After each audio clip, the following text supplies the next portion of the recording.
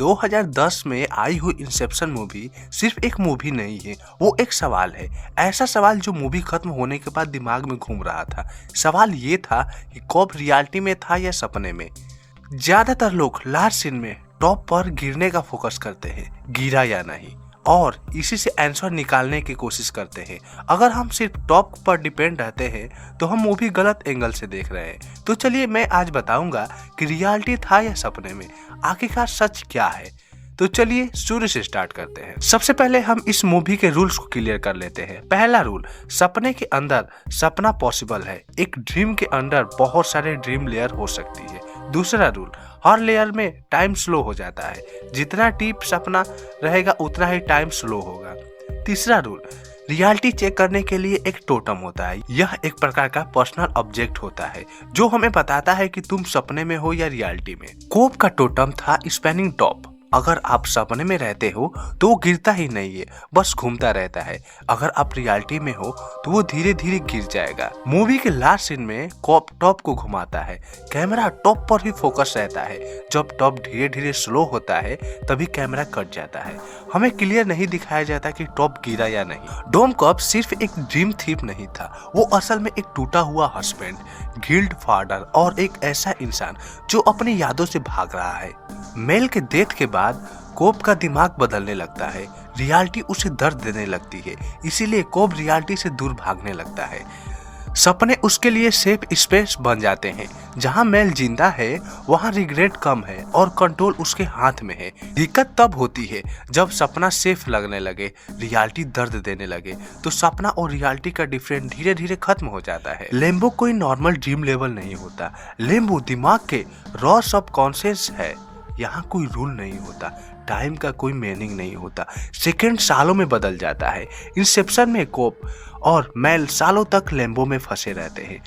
वहां पर उन्होंने एक पूरी जिंदगी जी, शहर बनाया और बुढ़ापे तक पहुंच गए। लेकिन प्रॉब्लम यहीं से शुरू होती है। कोब चाहता था कि वो लेम्बो से बाहर निकले, इसीलिए कोब ने मेल को दिमाग में एक आइडिया पैदा किया कि यह रियल दुनिया नहीं है।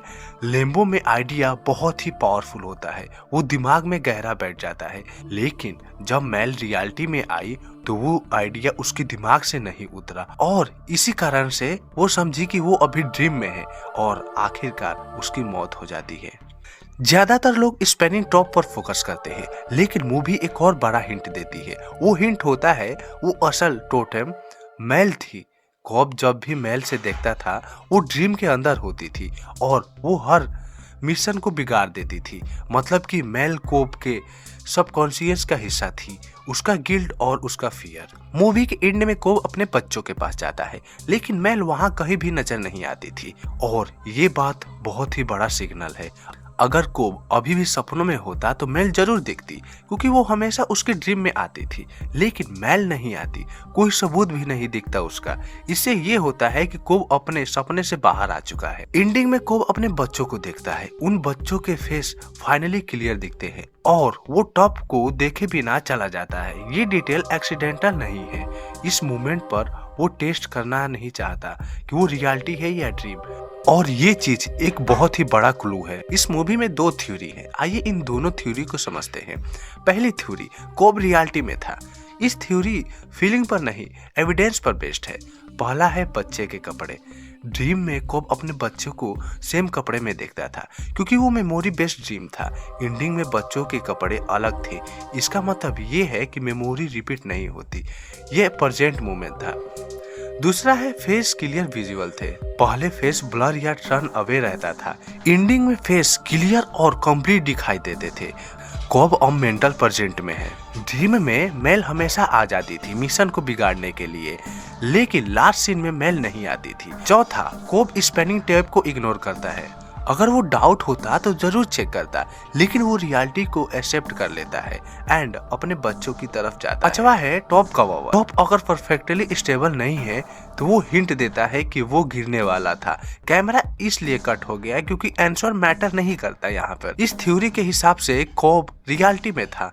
अब बात करते हैं थ्योरी 2, कोब अभी भी सपने में था। इस थ्योरी को भी पार्ट में समझते हैं। पहला, कोब का टोटेम फ्लड क्यों है? वो स्पैनिंग टॉप ओरिजिनल मेल के टोटेम थे, कोब के नहीं। रूल ये है कि टोटम एक रियल इंसान का होना चाहिए ताकि कोई और उसका बिहेवियर ना जान सके। लेकिन मेल और कॉप को ये दोनों रूल पता थे, दोनों ने उसे यूज किया था। इसका मतलब टॉप 100% रिलायबल प्रूफ नहीं रहा। नंबर 2, अगर टोटम रिलायबल नहीं है, अगर टोटम ही रिलायबल नहीं हो तो सपने और रियलिटी को टेस्ट करना मीनिंगलेस हो जाता है। मतलब टॉप गिरा या नहीं इस पर डिपेंड करके ट्रस्ट डिसाइड करना गलत हो सकता है। इसीलिए मूवी हिंट देती है कि टोटम पर ओवर फोकस करना ही गलत है। तीसरा है एयरपोर्ट इमिग्रेशन सीन क्यों सस्पिशियस है।